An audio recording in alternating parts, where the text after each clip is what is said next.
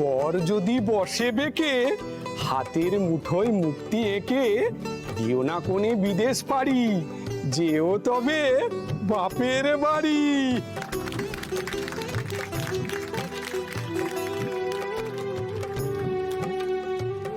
ঘরের দুয়ার রেখো খোলা, বরের যখন আসার পালা, করো না কো মুখ ভারী, যেতে হবে সৌর বাড়ি।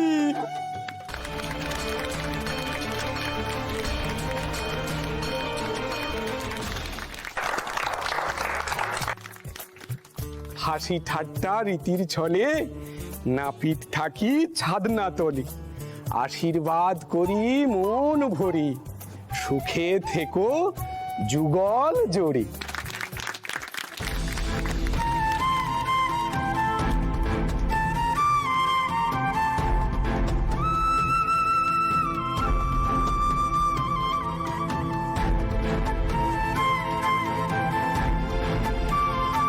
এবার মালা বদল হবে।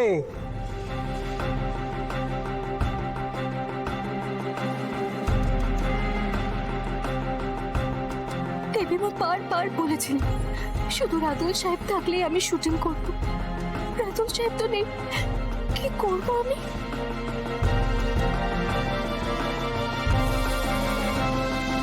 দাও মা, মালাটা বরকে পরিয়ে দাও।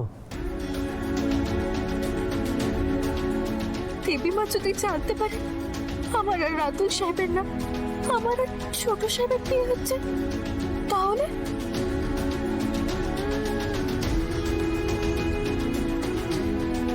দাও মা, বরকে মালাটা পরিয়ে দাও।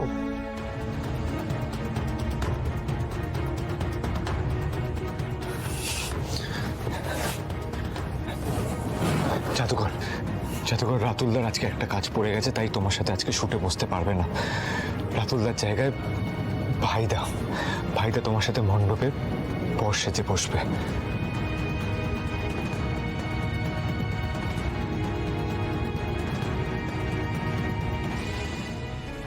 কুসুম, এই বিয়ের ইভেন্টটা 12টা দেশে টেলিকাস্ট করা হবে, মানে লাইভ টেলিকাস্ট। তুমি সেটা জানো তো? হ্যাঁ দেবীমা, আমাকে ছোট সাহেব আর ঈশান সাহেব সবটা বলেছেন। হ্যাঁ, মানে তুমি জেনে রাজি হয়েছো তো? হ্যাঁ দেবীমা। দেবীমা, কি করব আমি এবার? বরকে এতক্ষণ অপেক্ষা করাতে নেই রে মা, মেয়ে আমাদের বড্ড লাজুক।